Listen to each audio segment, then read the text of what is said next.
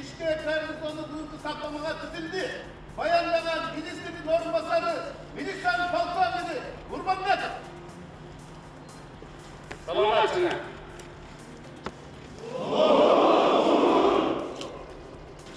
Psikoylarının жаңы формасы бар.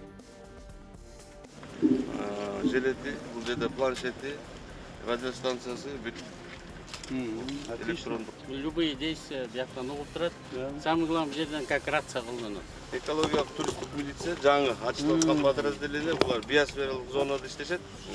Бұларға атайын киімдерін тегіп берілді, жылу алынды бұл қызматқа. Бұл высокопроходимый автотранспорт бұл. Бұлар жаңы ба? Облысының жардам менен. Рациялары менен. Специальные, повышенной проходимости. Сол таштардың арасында жүре береді.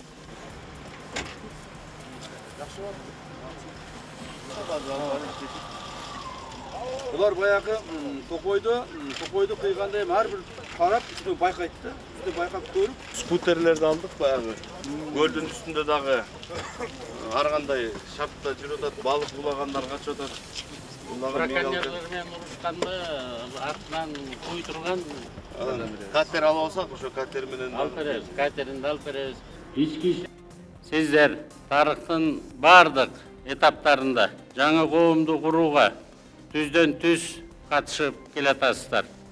Айрықша екі тараптың қағылышып кетпей өсін, жөнге салып тұру милдетін ақ ниеттүүлік менен атқарып, қоғамдық өзгөрүүлөргө арқасынан аралашу менен мемлекеттің тұрақтылығына чоң салып қошып келесіздер. Милиция қызматкерлері ең жоғарғы жүктөмдө чыңалған ритмде иштейт. Жарандардын, мыйзамдын жана мамлекеттин астында коргоодо турганын сезиши үчүн колуңуздардан келгендин баарын жасайсыздар. Жеке өзүңүздөргө, үй бүлөңүздөргө убактыңыз жок экенин жакшы билебиз. Коомдук коопсуздук, жол коопсуздугу, адамдын коопсуздугу сыяктуу оор жоопкерчиликтүү жана ардактуу иш бир да мамлекеттик органга жүктөлгөн эмес. Айылдабы, шаардабы, көчөдөбү, короодобу, подъезддеби, парктабы, коомдук жайлардабы, мектептеби, айтор бардык жерде тартипти орнотуп келатасыздар. Дал мына ушулардын тартып, жарандарыбыздын, алардын үй бүлө мүчөлөрүнүн жеке коопсуздугу башталат. Ички иштер министрлигинин системасына жана милиция кесибине ар дайым коомчулук тыкыр көз салып турат.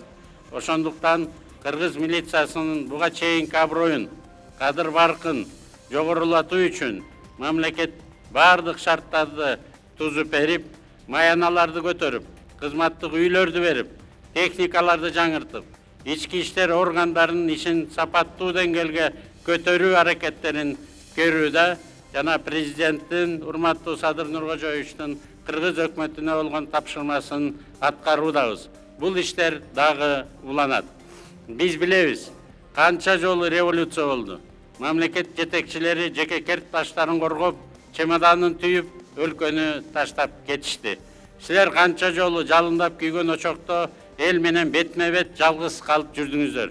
Биз сиздерди мындан ары эч качан таштап кетпейбиз. Президент карапайым элге көбүрөөк камкор болууда.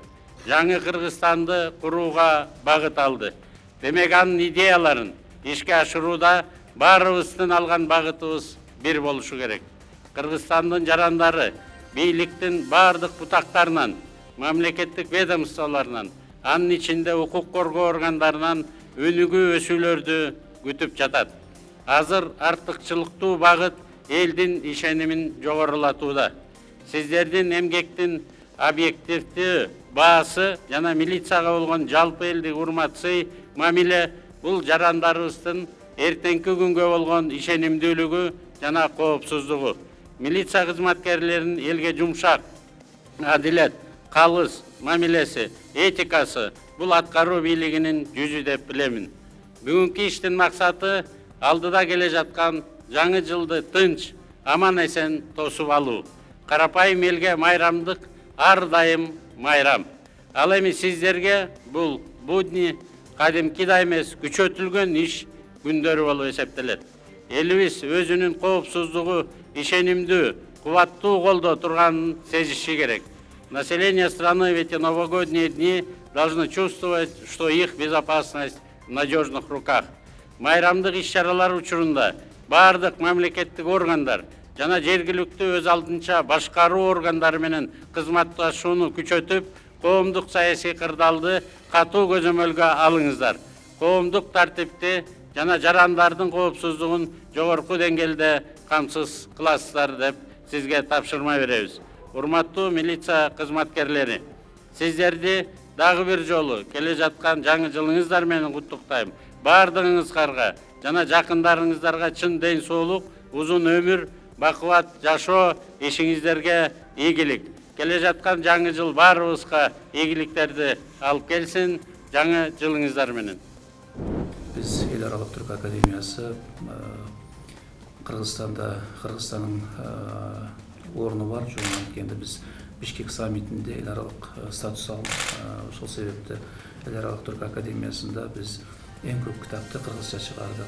Hazırki deyin ben kıskaça aytıp ötsem, biz Manastың sözlüğü, Manastың ensiklopediyasını, Manas eposun çıkarıp, andan keyin Manas festivalini ötkördük, Manasçılarda Taldyqorган şaharını çiğip, andan başka da Toktogul жылын ötkördük, Жеңжөк, Жамбыл, andan başka быйыл сиздин жарлыгыңызга сайкес биз быйылкы жылды Жусуп Абдрахманов жылы деп жарыялап, анын көргөзмөсүн уюштурдук. Өзүңүзгө чоң рахмат. Бүгүн ошондой мүмкүндүк бердиңиз. Касым Тыныстановдун ырларын 25-жылга китабын кайра чыгарып, урматтуу көз-секретардын катышуусу, Казакстандын да көз-секретардын катышуусу менен жакшы казак-кыргыз алаштан деген маанилүү конференция өттү Алматыда. Аны биз урматтуу президент Касым-Жомарт Кемеловичке баяндап койдук. Ал да терең ыраазычылык билдирди.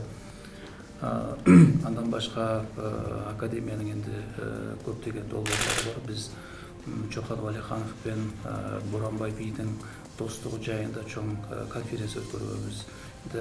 Ал конференцияда Боранбай бий менен Чокандын достугуна бир бюст койсак дегенде арманыбыз болгон. Экинчиси Чыңгыз Айтматов менен Муктар Әуезовдун достугу келесі жылы Муктар Әуезовдун 125 жылдыгы.